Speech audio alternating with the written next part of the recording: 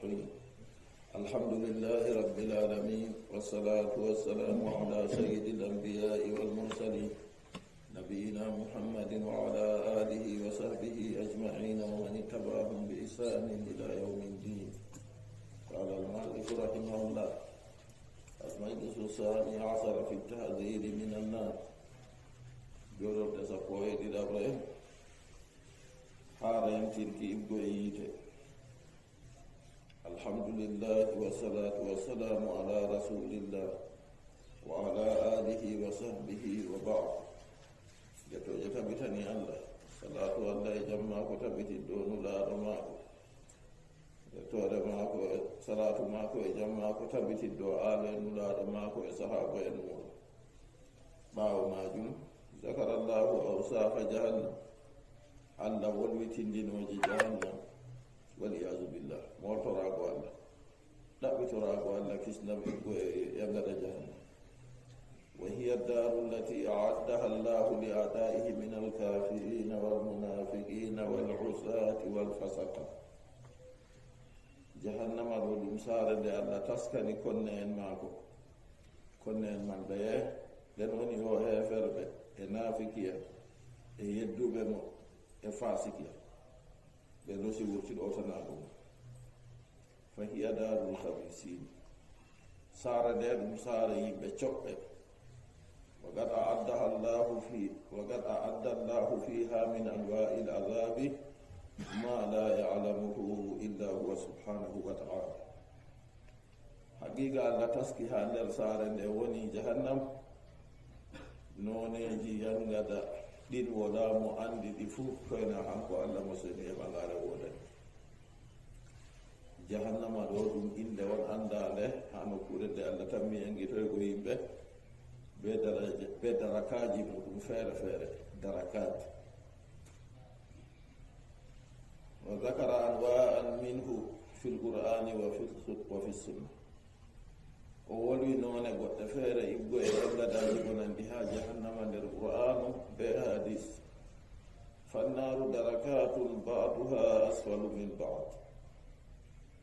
يتدون درجات لستني يوغا ماجي إبقى يوغا فاوي درجات كم دليل دو درجة كناتوان دركات بو دليل رس يوتاكا إسكاليه ما تفوت إدغا لسوا إتي دو كم درجات. أما تفوت إدغا دو ديرتان لس دو بمبيا دركات. أما الجنة فإنها درجات بعضها فوق بعض. أما الجنة كيوم درجة يوم فأنا نبي ما بجم درجة لنا عندي دو فايق. الجنة كيوم درجة يوغا ما عندي دو يوغا. فدركات النار تكون منازل لأهلها بحسب أعمالهم. أما دركات درجات لست بها يته دم جيبور ليم بماجه بفضل كود مبه. فبعضهم أشد عذابا من بعض. يوغا ما في كل ساعة وبينغدا دين تيوغا. المنافقين هم نافقين هم دوني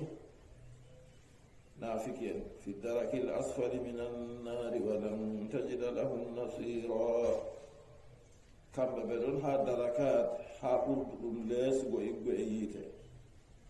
أحبان ويتابعة ما بلو ولا مولة ولا مؤيدة به. والمنافقون هم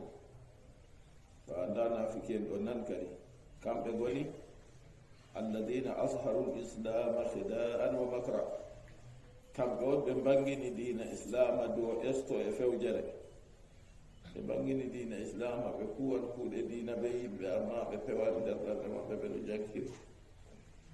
وقلوبهم كافرة منكرة. الحال برد ما ببو كفر ده بلو ده دين من ينكر منكرة للرسول صلى الله عليه وسلم وما جاء به. بردما بدأ ينكرين الله إكو ودفو إجبائي. ولكنهم تظاهروا بالإسلام من أجل مصالحه. أما سكاكا كم من دو بمبنغي تري بدين إسلام ngam sabbu maslahatuji mabbe ngam woyo boni jima habe heba be kisa ha duniya to ko julbe kebe bo be keba ha duniya tan daira ko darana. وهم أشد عذابا من الكفار الذين صرحوا بكفرهم وعداوتهم نافكين بهم بقول ساتو بكيف راكو دينين تكيف بلبني لكيف راكو مولوم إكناغو مولوم الجلد لأن الكفار صرحوا بكفرهم وعرفهم المسلمون ngam heferɓe kam ɓe laɓɓiniri ɓe keferaku maɓɓe non julɓe bo andi ɓe fa addu luddata lilwidayati min sharrihim nden julɓe taski kadi taskari ngam rentorago sarri maɓɓe amma almunafiquna fa innahum asharu lislam amma nafikiyen hamɓe kam ɓe mbangini dina islam يخادعون الله والذين آمنوا وما يخدعون إلا أنفسهم وما يشعرون يخادعون الله ني اللويين بدو استا الله والذين آمنوا بدو استا بنوتني كل وهي وبنوتني ندر بنوتناي وما يخدعون إلا أنفسهم ولا ما بيستخفوا إن نفسه جمع وما يشعرون بأنهم anda kambe ena fulji makon ko be gadanta do sura bagara ayaje na yaba lakin almu'minuna yuhsinuna adh-dhanna bihim amma seka ka mu'miniyan ambe ka be don bona na nafsuji mabbe gikke wala yatahaffazun be don bona na julbe gikke lakin almu'minuna yuhsinuna adh-dhanna bihim amma se ka mu'miniyan kam do wona na be gikke kam be nafiki en man be ko be kuwata manni wala yatahfazuna minhum ben den tata yugo e mabbe na be anda be nafiki en be juddal be mabbe be jaadal ko be mabbe be kuwat kuude pat be mabbe so na andu do suudi dum kam moy andi kadi be nafiki en wa hum jawasisun lil kuffari wal yahud hambe nafiki en be بقرانه بهفر بقرانه بيهوده يدلون الكفار على عورات المسلمين بدوكان دا جول نافق بدوكان دا هفر به هادو سودي دم جلبه ودائما يفرحون بانتصار الكفار وظهور الكافرين هم نافق بفرويتم بدون سيورو بتونيني هفر به وهبي نصراكو هفر به وهبي جارو ودائما يغتاظون من ظهور الإسلام وعز الإسلام دومي دو فري كم بدون منو بوانو دين إسلاما اتدو دين إسلام هذه من صفات المنافقين دادي دو يبقى اتندنو جنافقين ناو تندي ما باتمي دي برتندنو جمعوني دي فلهذا كانوا في الدرك الأسفل من النار ngam do kadi woni kambe be ngoni yotta kam hambe du lesde sunde yite wa baqiyatul kafarati fawqa qur'an heferbe fufu do mabbe edata ase addini ma yite man don kadi jotta ka darakat di fere fere wan naru laha iddatu asma yite ge Allah yangitirta ibda ala akhir yite man ge wodi inde limlimni de annaru jahannam والصغير والسقر والجحيم والعاوية nder inda maage wiyete annaaru yiite bano annduɗa amma na ba yiite duniyaaru nguli maage ba yiite duniyaaru nde capay jeeɗiɗi haa nge yangitore e ɓiɓɓe adama be ginnaji ɗe wa jahannam non noon inda maage fayi wa sa'iru noon sa'iru bo fahimta wa sagar non sagar wal jahim non jahima wal awiya wa pat inde yitaw wa gayru dhalika yatanabbalu adun do min asma'iha ibgo inde maake mimma yadullu ala annaha darakatun kasira nde ayi yite gogi mari inde ɗuɗɗe ɗo nden kam ɗo handa kadi do yite man ɗo nge woodi nokkuje feere feere darakatji feere feere jippo yaha ɗo tawa yangadaman feere yaha ɗo tawa yangadaman feere nder yite ɓe wa anna ahlaha mutafawituna fi ta'dhibihim fiha nden yimɓe yite bo ɓe daɗotirɓe ɓe ɓurotiranɓe ha yangititki ɓe nder yite man wa manazilihim minha non jipporle maɓɓe ha nder yiite man ci'e maɓɓe ha nder yiite ɗo ɓurdoten wa kama akhbara nabiyu sallallahu alayhi wa sallam bano annabijo mo salatu allah e jamu muɗum tabitani yecci inna ahwana ahli nnari adaban man yudau fi akhmasi qadamihi jamratun yagli minha dimagu mo ɓuri hoygo yimɓe yiite fufu ha yangada ma ko pamara wala ko ka yettisam tan ko on mo wallinte yulmere yiite ha teppere maako ahmasi qadamay ha kendi kosɗe maako kendi jabrugal ɗo to a laari ha caka man ummugo teppere ya hoore kooli ɗo woodi luggere toon wiyete keldi ha heliniɗo to ɗon wallinte jamre yiite ɗo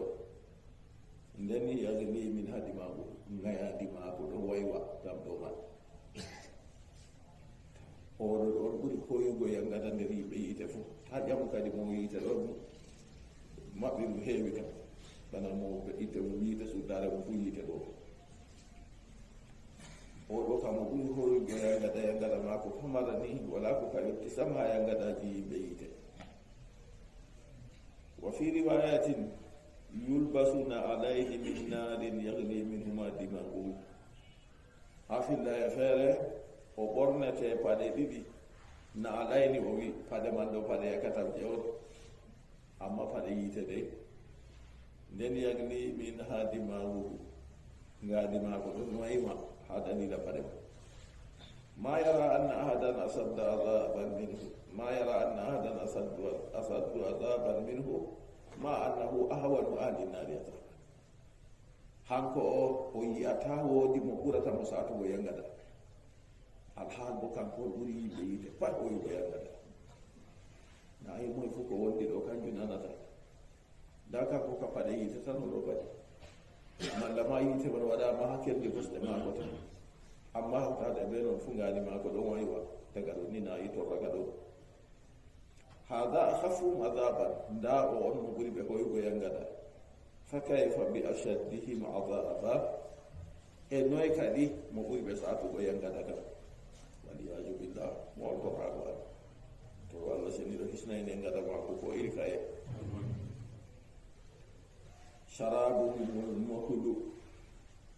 sharabuhum almuhlu njaram maɓɓe woni borworde wa huwa almaul haru borworde go andi bordi ɗuɗɗum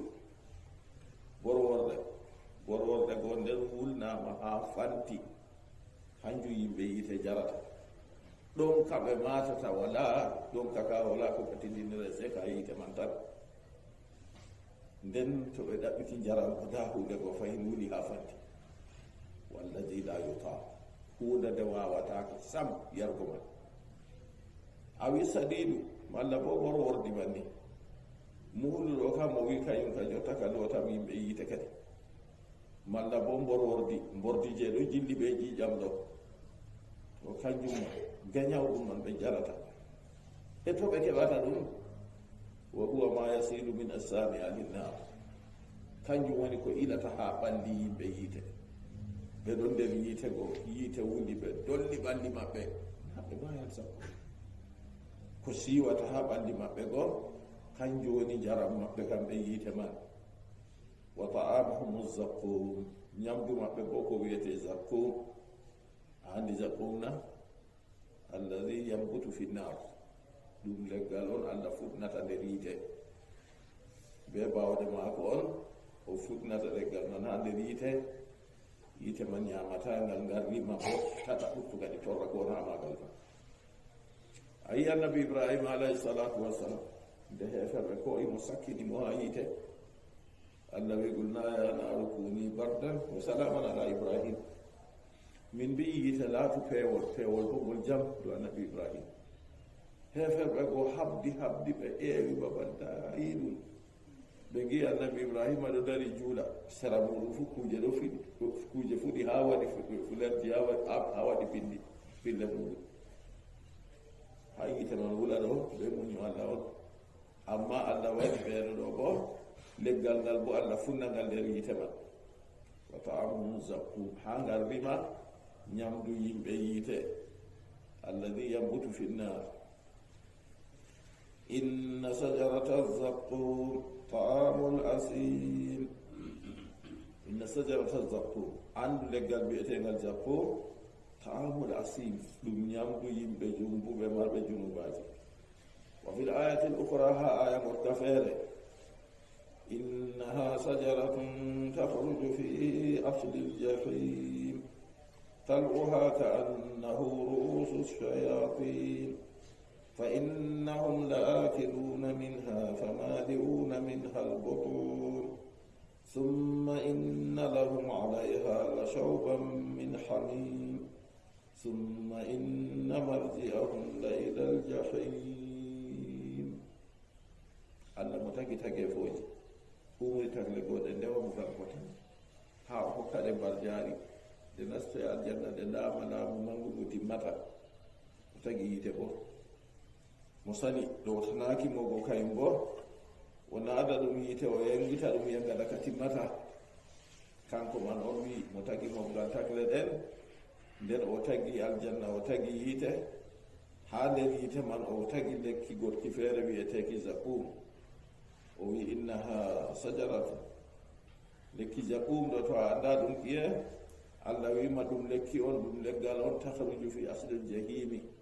puɗan ngal ha nder yite man ton allah waɗi tal'uha ka annahu ru'usu shayatin folƴudi magal ɓikkon magal ɓendalloje magal a numma ɗum ko'e boɗɗe kalluɗe yigo ɓikkon man matan ma heima hunde wonde feere waɗu a winda ha hortagude ɗo a jama azzakko haɓe kolle leggal may alama man be ɓikkol ko rimata fof amma jeeɗo mere ɗo bara to a desini dessin mere o fa innahum la akiluna minha hamɓe nastuɓe yite ɗo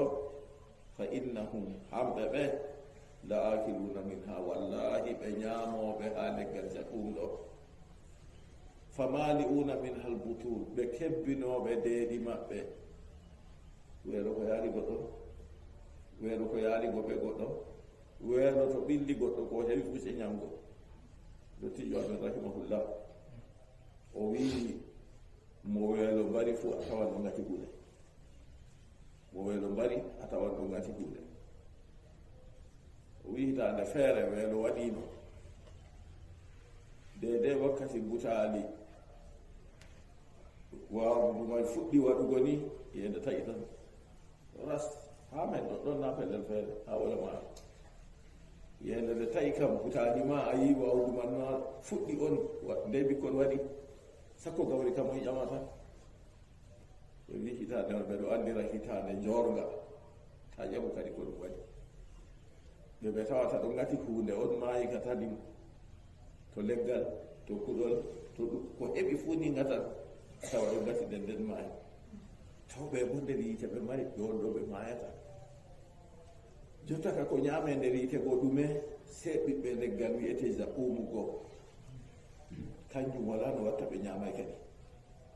allah seni ɗo wima tan uha ka annahu ru'usu sayati folɓudi muɗum ɓendalloje leggal wiyetegal zaqum go a numma ɗum ko'e boɗɗe kalluɗe a numma ɗum ko'e culaɗɗe on nden ɓe tooke nder ton e allah wima ko'e boɗɗe kam fa innahum la akiluna minha hamɓe ɓe wallahi ɓe ñaamoɓe ha lekki zaqum ɗo na ñaama peetel peetel famali'una min halbutur ɓe kebbinoɓe deeɗi maɓɓe ha leggal go to ɓe ñaami hunde go ɗum heewi nder deeɗi maɓɓe nden noy ɗon ka wara salora ɓe fayin wala haka yottata toye jotta kam sharabu mulmulugo malla sadidugo lootam yimɓe yite walla mborwordigo to ɗum heedi summa inna lahum alayha shawbun min hamim o kibaru ɗo wodani ɓe jaram kadi jaram bo gañawɗam kanjam ɗam en jangino en saɗiɗo to ɓe jari ɗum yahi nder reedu ɗum tawi ñamdu ɓe ñaamino jaɓɓumgo se ɗum hawra ɗum taƴateteki fuu nden mayata a se ɓe ñaami ɗo weelo ɗo ma yangada gorka feere ɓe ñaami ɓe kaari ɗo kadi bo fayi ndiya ngada gorka feere ɓe jari haa ɓe ɗontina ɗo kadi fo ya ngada gorka feere fuu ɓe ɗon ndewiide on ɗo fayi summa inna marji'ahum la ila ljahim ɓe ñaami goo naane ma nde wiitema ɓe ngoni ɗen ɓaawo to ɓe ñaami goo noy allah wi summa inna marji'ahum ko woti wallahi so itorɓe maɓɓe la ila ljahimi nde wiide man ɗon nokkure ɓe ñamata nde wiitema pelle rawonde feere nokkure nde ɓe lortoto bo kadi goo feere na an funni mbaɗata tan ha suudu ma a ñamata saare ma a nasta to a nasti feere ha yata a ñama feere nokkure a walata feere kamɓe bo bala ni ha ɓe yehi fuu yaggada gorka feere ɗo nasalullah salamata wa fa sharabuhum waliyadu billah allah sen ɓe wolu yayaje ɗe ha suratu saffati daga aya 14 ba yago 14 fa sharabuhum waliyadu billah jaram yimɓe yiite mortorago allah ni hisnu en ɗum abbahu sharabi wal harruhu jaram yimɓe yiite kañum ɓuri ñeddugo nder jaram fof kañum bo ɓuri wulugo nder jaram fof wa ashadduhu hararatan kañum ɓuri jaram fof saatugo nguli a wino degré temedde na ɓura ɗum ujunere wala mo andi degré may jotaka se allah jaɓi jaram maynoɗam wayi yaswilu wujuha to ɓe ɓamti ha ɓe jara ɗo se wula geese maɓɓe ida aqbala ala washi sharibin sadaha wajhuhu wa saqatat jiddatu wajhihi min shiddati har jaram man to ɓe koosi ha ɓe jara ɓe ɓamti ɓe huusitini ha geese maɓɓe jonta ka sehi yeeso ɗo ngo fuu maago ngo wula ngo ɓenda wa saqatat jiddatu wajhi laral je woni ha yeeso maako ɗo yana hurta par rufa nder jaram man to ko o faandini yeeso non ko waɗi min shiddati harbihi ngam saatugo nguli jaram ɗam wa ta'amuhum zaqum wa darir ñamdu maɓɓe ha nder yiite woni zaqum leggal ngal janginogo wa darir be ko wiyete dari gi'e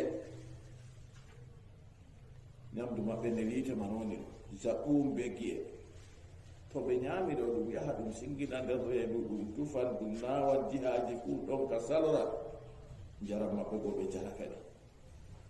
la yusmin wala yughni min jo' ñamdu maɓɓe ɗo faynata tekkinta ɓandu fudata ngam dalila man nafata ha weelo bo to ɓe ñaami ka weelo ka segurta ɓokkudu fa hum daiman fi jo' kamɓe ɗo foroy ɓe ɗon nder weelo on no ɓe ñamrata zaqum be gi'e goo weelo kaɗa ɓurta ɓokkudu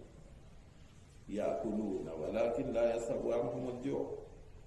ɓe ɗon ñaama amma dey weelo dillata accaɓe wa yashrabuna wala yasabu anhum aldama'u ɓe ɗon jara amma ɗon ka dillata accaɓe kullama sharabu zada atsuhum kullama sharibu zada atsuhum kala nde ɓe jari fof ɗon ka maɓɓe ɓesda ɓesdugo wa ashabu shimali ma ashabu shimal fi samumin wa hamim wa dhillin min yahmum la baridin wala karim innahum kanu qabla dhalika mutrafin wa kanu yusirruna ala al-hinsi al-azim وكانوا يصرون على الحنس العظيم الله سنيدو أصحاب الشمال بنande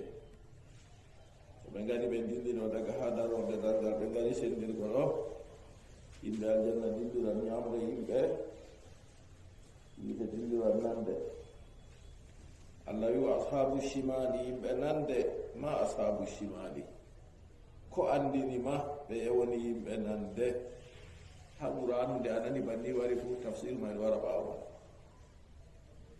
o wima yimɓe nande ɗo fi samumin wa hamim kamɓe ɓe o ɓe ɗon ha hendu wulndu e yiite wulnge wa dhillin min yahmum e ɗowdi bo iggo e wulndi fahinta la baridin wala karim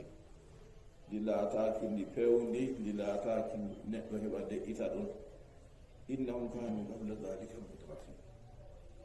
na wadi kamɓe kam ko seni ɓe goni ha nokkure nde ko yaari ɓe abillaka ko yaari ɓe a yengadaka innahum kanu qabla dhalika mutrafin hamɓe ɓe laatino yeeso e bo ɓe neminaɓe ha duniyaru ka ɓe ɗo nemina bana maɓɓe ñama ko yiɗi ɗum candu ɗum gaduru ɗum ɗume yara ko yiɗi ɗum mbal ɗum ɗume wannay ɓe jonta kam kadi ɓe jeehi pellel tora waɗi rewgo allah ɓe ndewata hamɓe ɓe ɓe laatino ko arti kam allah seni ɗo nemini ɓe nema man ɓe taɓɓirayi kam ɓe yettugo allah wa kanu yusirruna ala alhamsi l adim ɓe laatake kamɓe ɗo ɓeɗen jooti dow yango ha junuba makko suratul waqiya aya 41 aya 46 ala shirki ɓeɗo jooti alal himsil adim dow junuba makka ɗo kaye ashirk kañum ɓeɗo jooti ala shirku ɓeɗo awrani allah betana muɗum ha ɓe mayri dow majum to ɓe laatake ɓe heferɓe nden ɓeɗo rewa labbi na yi kamɓe ka kawtal go na wangi to julɗo hakkila kadi kay ummotata laata ɗon dow shirku kadi hawra ɓe yimɓe feere a yiɗi jawdi haaje ma duniyaru o yeccama kujeji shirku feere secte ji feere to a waɗi ni a riskan to a waɗi ni a riskan a waɗa go a riskaki to ade wara wifta malla waɗa riska go ñalkoye seeɗa ni wade wara wifta ɗum mayri shirku ɗon nder ɓe man goɗɗo ɗon no anndaɗo ɗon no wondi ɓe wi bappa mako haɗo wi bappa mako an maynama rahimahullah o waɗi kuje shirku go kuje secte go ha nder ɗon man go wakkatiyel seeɗa ni o heɓi jawdi kamɓe ka ha ɗum hayɗini ɓe oɗo hillider belɗum aa wakkati rawde ngu mako ɓe ginaji yetti jonta kam oɗon ɓe chauffeur mako ɓe sukaɓe mako ha duwala woodi signal bo ɓe waɗanta goɗɗo man ginnaji man nde ɓe gaɗanmo signal bo o hefti fakkat jonta kam yakarade ngu yetti se noyi o wi chauffeur ɓe dogga daw ɓe hoota to o woni wuro mako baño nde ɓe yewti kaɓe sowajo on ha baño wi kay andimo andino mayri fu o ummi be sobajo mako daga duwala be mota fajero kay sobajo ɗo yatana o jaɓi chauffeur ɗo yatana o jaɓi mota patɗal ɓe gari ɓe jotti wuro yottugo o yehi ha kisi dada mako o hoosi laɓi gorko hiɗo o hoosi facture o hirsiti alas ɗum mayi woni kaɗo janga defte aɗo yiya yimɓeji sirku ɗo yimɓeji secte ɗo no timmirta jama kilo fu jaɓata ɗi adamajo ɗo allah seniɗo taggimo nde allah taggimo bo fakkat o ñaman o yaran ha gurdam mako ɗo timma hoddirore hallude to ɗon dow mako o yawa o tokka lawol kallugol o nasta ko anda o ɓofta junubaji ɗi timmata to allah reeni mo hoddirore wonde oɗo seesiɗi oɗo yaha ɗo lawol bongol o andi ko allah muyanimo ɗo o heɓan man bo seeɗata bana ni mana o timmina ɗo lawol bongol to ini kuje secteji ɗo yimɓe dayo yimɓe feere ɓe gaɗana ɗum way to yehi waɗat haaje ɗo kosngal ngal yaɓa dow qur'anu ngal yaɓa dow qur'anu daga aranne maɓɓe iri qur'anu ma pellel coɓe nden o wara o yaɓa dow man o waɗa haaje ha heɓa ɗumen goɗɗo feere ɓe wiya ɗum sey to waddan ɓe dada ɗum fiilan ɓeɗo waɗa ɗum man yimɓeji man ha yewtata ɓe nden feere kan heɓa jawdi man bo ɓe yiya feere bo heɓata ɗum none kuje man feere en gonayi sirku maɓɓe wangi kamɓe kam nda sirku langu tan to on mana anda ɗon nder yewre nde innahum kanu yusirruna ala alhinsi l azim kamɓe ɓe laatake ɓeɗon jooti ɗo junuba makka kaye ɓeɗon jooti ala shirki ɗo hawran ko allah ɓeytana muɗum wa kanu yaquluna ida mitna wa kunna turaban wa idhaman a inna lamab'uthun wa kanu yaqulun kamɓe man ɓe laatake ɓeɗon mbiya yimɓe keferaku yimɓe shirku yimɓe secte go ko nandi e maɓɓe ɓe laati ɓeɗon mbiya yo أئذا متنا وكنا ترابا بلا من بيت من ماي من لتك لدي وإذا من إيا من فوسا كتك أين لما بوسو بلا من يوميت انت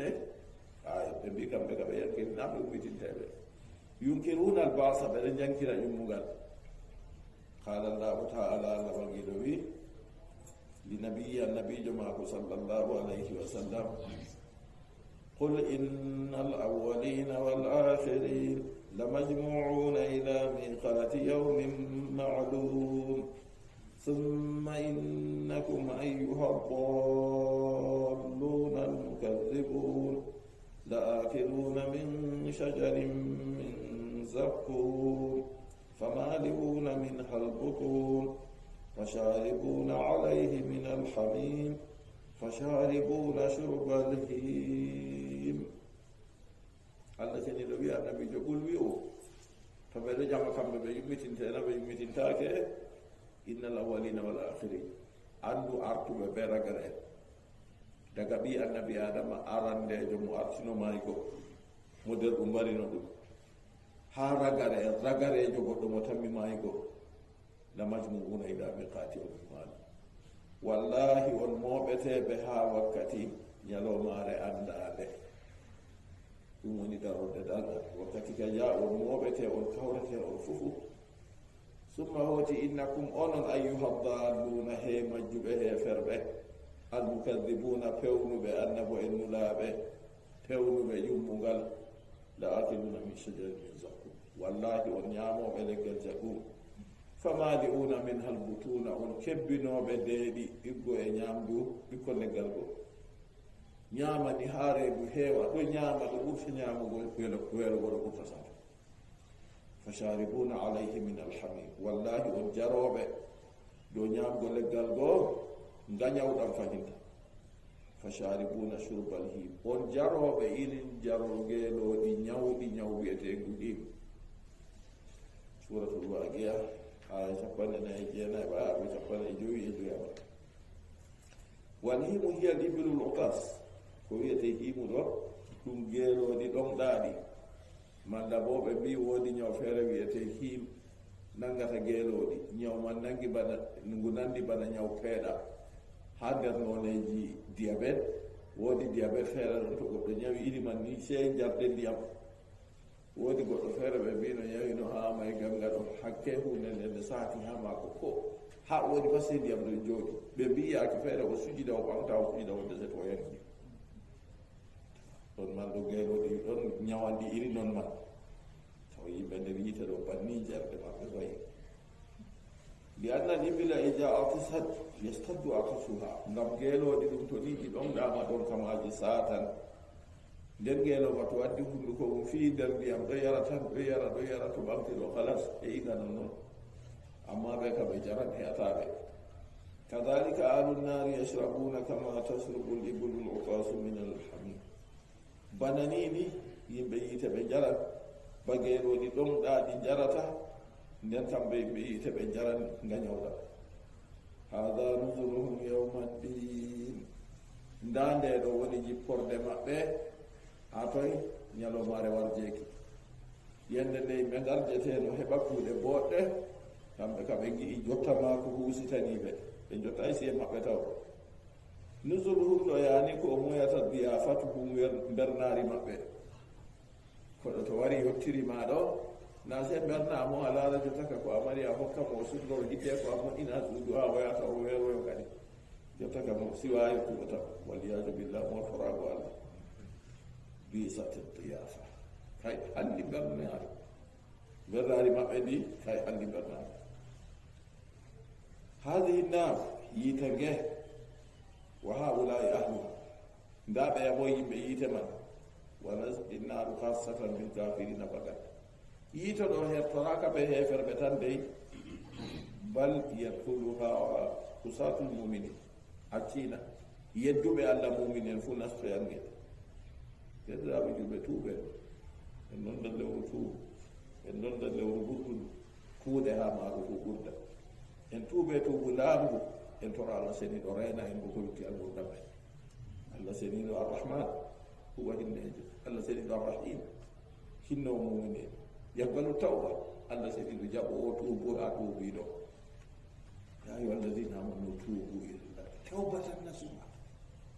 tuba ne Allah tubu laamu kan woni goddo wala annya lotta ko sabbi wa ashabi zunubi yitenge yatuluha usatul mu'minin yeddu be Allah mu'minin nastange wa ashabi zunubi jam'en junubaji nastange wa ashabul kaba'ir min al mu'minin jam'en gedde mawde ibgo e mu'minin nastange wa yadkhulunaha wa yu'adhabuna fiha be nastangi taman be jangite der maage wa yabqawna fiha daran tawilan hatta yasiru fahma be horande yitenge jamanuru juulu ha kamɓe mani yite go wulaɓe ha ɓe warta julɓe mayay de ha warta julɓe ha ɓe mayata ngam to mayi nde hoore ɗo yeeɗiti halas timmi mayde ka ɓeetata imma bela imma bonay yimɓe mumini e noon imana ko way famɗi ɓuwi gelde ɗuuɗi tuubay allah yafay ɗum hamaje dilla wuloya ha yiite ha to wuli jotta ka ñorondi batte gedde goo tas gedde goo pat itti timmi on wursata ya aljanna yata aljanna sona ɗaɓɗo en mbi noon jamdi to nini jamdi ɗo ndi tunwi ndi ñorwi jotta kam a yiɗi hadi laaɓa ɗo wala no a watta seyide to a wuli ndi ha yiite sembinge ɓurge yaake bonni ɗum ñoro ɗum jamdi ma pat itta acca jamdi ɗamdi ɗo misalu en ji hakkude ko en hutini ni muminijo mo mari gedde kayuman ɗo ya tubay ya faaka allah seni ɗo wula ɗum ha yiite ɗo seeto kanjum man ɗo junubaji makko wonɗi timmita on kamɓe mumini en man ɓe ngule ha ɓe warta ɓe julɓe hatta yamtahisu wa tasira samu fahma ɓe ngula nder yiite man ni ha ɓalli maɓɓe fu warta ɗum julɓe ɓe mayayi jonki ɗon summa yukhrajuna min annari bada dhalika bada ta'dhibi hoti kamɓe ko ɓe ɓurtine daga yiite ɓaawo ɓe jangitama ha nder yiite goo wa yulqawna fi nari lhayati fatanfudu assamuhum nden ɓe sakkine ha coofol ngol ngeendam maayo ɗon toon wiyete narul haya to ɓe sakkinama ha nder ɗon goo se ɓalli maɓɓe puɗa kadi julɓe goo kam fuu itti kadi ɓallu goo warti ba wonno summa yudkhaluna aljanna hoti ɓe naade aljanna ko summa yadkhuluna aljanna hoti ɓe naade aljanna falhasilu gasɗum anna almuminina alusata ala khatarin adim mumini en yedduɓe allah ɓe ɗon dow joote ɓe ɗon dow danger kam mawɗo deyde mawnugo wanno yetti fuu fala yaktarru linsan ta neɗɗo estitoro dey wa yaqulu o wiya ana muminun min tami nuɗɗiniɗo summa yafalu ma yafalu min almaasi wa yatasahalu fiha wiya min kam e muminijo nden o huwa ko o huwata nder gedde oɗo hoytitini bo ha maje hoykitini o faalay sam o yiyama ɗum koyɗum ni wa yazunnu annaha la tadurru nden o yikka wayo gedde man nade torratamo la tadurruhu lmaasi o yikka kanko gedde ɗe huwata ɗo torratamo na o muminijo waliyaju billah mo torago allah iri maɓɓe ɗon yebre feere ɗon nder mbiyoro julɓe ɓe mbi geddal torrata hawtade ɓe imanaku ɓe mbi imanaku ɗo nder ɓerde wonata to imanaku ɗo nder ɓerde ma ni ko ɗume ɓe mbi yimɓe juulanɓe suumanɓe rewanɓe allah waɗata gedde sam ɓe waɗanɓe gedde juulata suumata yaran bal ƴeenan wujjan jamban waɗan ɗume ɓe wi pattu imanaku ɗo nder ɓerde ɓe potan na i fewre ka wammi to yeɓre wonnide hon ɗo ha nder geɓe dina islam kanjo o wima ta juuɗo estitoro dey o wiya min kana mi muminijo nden oɗo huwa gedde o hoykitina ha maaje nden o yikka bo way gedde manade torratamo waliyadu billah mo torago allah enɗo ɗaɓɓitira allah kisdam ha nannugo ɓe ɓeɗo hataruha azim joote gedde ɗo mawɗo turidu sahibaha nnara wa yu'adabu fiha yoote gedde ɗo ɗe naadan jawmije yiite nden o yangite bo nder maage wa gad yabda fiha miatu sinin yiyama makko o horande yiite ɗo duuɓi temeɗɗe ngam gedde mako man ɗuuɗi goɗɗo waɗa honum ɗo pittilla ni talle yo tawi memi yiite yite may mangue nema ha wonana summa yakhruju min habari dhalik naw mumini jogadi to hoto urtoto yite go ɓawo binoɗo la ilaha illa llahu fu ina wurtine kul mayro yi iman to ni o mayde ɓe imanaku kam no faɓɓiri ha nder yite makko wurtinteɗo falkataru azim amma jote yite mawni wannaru waliyadu billah yite mortorago allah ɗaɓɓitirgo allah kislam la yalamu asfa illa llahu azza wa jal wona mo andi tindinore maage koyna allah jaaliɗo mawɗo walakinahu zakara anwa'an min sifatiha amma se kaka wolwi noone iggo e tindinoje maage min ajli an yahdara almu'minuna min al'amali allati tuwassilu ilayha ngam sabbu mumin o rentina mumini en iggo e huugo kuuɗe ɗe yarata heedi yite fa kullu sahawati almuharrama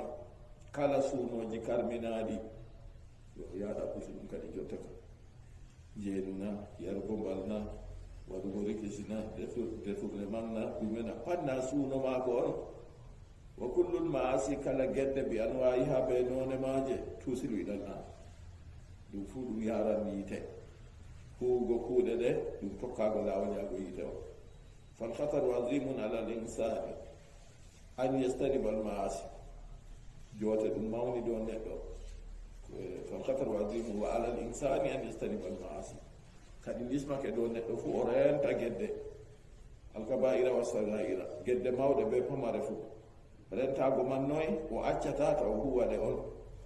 gedde mawɗe ɗo ɗe allah seniɗo wolwi yangada muɗum ha duniya ko lahira gedde pamare bo ɗe wolwa yangada muɗum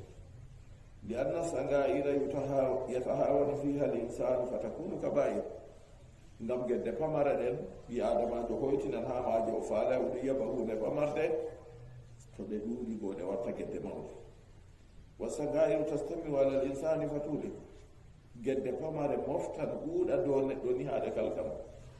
kama anna al adwiyata tasilu min katarati l matar non noon bana ñawdigu ɗum ɗo ila ha toɓɓe ndiyam ha toɓɓe iyede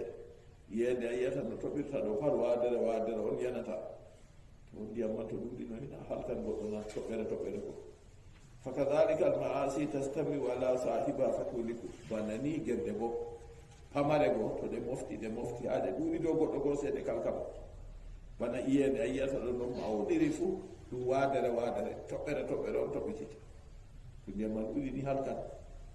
gedde pamare go ko to ɗe ɗuuɗi ni ɗe kalkan jamonake falwajibu ala al muslimi an yahdara min al maasi kadi ko laati gañibiɗum ɗo julɗo kam o renta huugo gedde wa ida waqa fi shay'in minha fa innahu yubadiru bitawba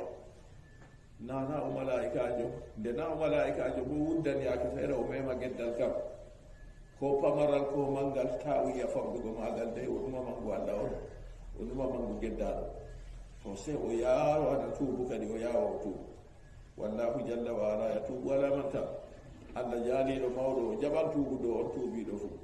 wa an la yatasahala fi lmaasi wa yaftarra bi halillahi subhanahu wa taala ta o hoytitina ha gedde nden o estoro be muñugo allah ɗo muñani mo o seni e bagare wodani aw yajabu bi nafsi fa yatamada fi lmaasi malla o gawkinoro be nafsu mako kanko o dogo ha gedde oɗo yiya kanko bana mako waɗa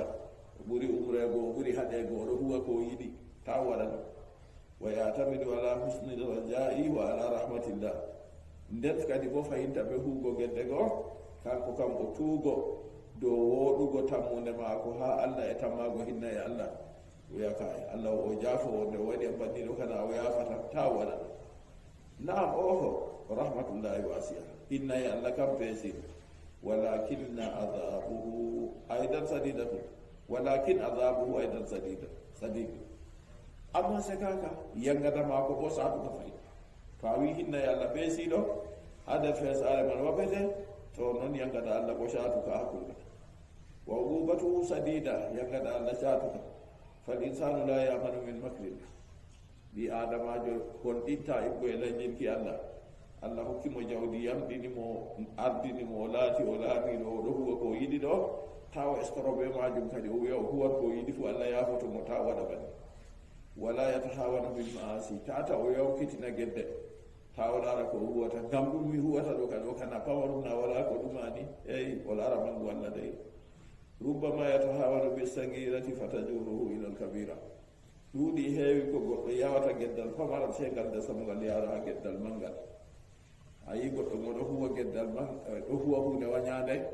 foɗan mo yaw huwa hunde haram mo huwata geddal pamaral duumi dow may foɗan mo yaw huwa geddal mangal rubbama yatahawanu fi sagirati fata'azumu wa takburu fatuli ɗuuɗi heewi ko hoykitinta geddal pamaral se ngal mawna ngal halkama wa huwa la yadri kanko o anda sa alwajibu ala al insani alhajru min jamii almaasi waldunub ko woni gajibi ɗum do neɗɗo ɗo ɓi adama kan rentugo eggo e mobgal gedde e junubaji fuu wa an yubadira bi tawba o yawɗana bo tuubu wa an yusira min al istigfari o ɗuɗɗina bo waɗugo istigfaru annabijo sallllahu alayhi wa sallam o wi wallahi oɗo waɗira istigfaru a ñalowmare ko ɓurata marra 90 sahabo e wiɗo limana mo ha joɗorde wooro ɗo waɗa istigfaru marra temerre astahfirullah alladi la ilaha illa hu alhayyul qayyum wa atubu ilayh ɗo ɗon nder je annabijo waɗata temerre taw nden min mbema on mari gedde kanko ko wala gedde ma enen ɓuri handugo kadi waɗu istigfaru tara meɗen sabu wa an yuksira min alhasanati wal amali sayiha wa al amali saliha muminijo ɗuɗɗina kuuɗe boɗɗe o ɗuɗɗina bo yuksira min alhasanati o ɗuɗɗina boɗɗe wal amali saliha e kuuɗe laaɓɗe wa an yarjua rahmatallahi wa yakhafa min iqabi hawtade be noon kadi nden jonta kam o tammo hinna e allah dow man bo o hulaya gaɗa allah fa yajma'u bayna alkhawfi warraja o hawra hakkunde tammude be kulol oɗo hulaya gaɗa allah oɗo tamma hinna e allah to nini o jamu kam ɓe mbi o fondani ɗiɗi fuu malla bo ko ɓuri o ɓurna kulol yangaɗa amma to laatake alama wade yettinimo o naywina malla o ñawi o tampina ɗon bo tammude ma ko ɓura ɗuɗugo dow inna e allah allah wi ana inna zanni abdi bi min miɗon heedi gikke maccuɗo am be am nasalullah an yuwaffiqa aljamia lima yuhibbu wa yarda en notoro allah seni to fondamo gal yimɓe fuu heedi ko allah yiɗi e ko yardoto wa sallallahu wa sallam ala nabiyina muhammad wa ala alihi wa sahbihi ajmain wa man tabahum bi ihsanin ila yawmi ddin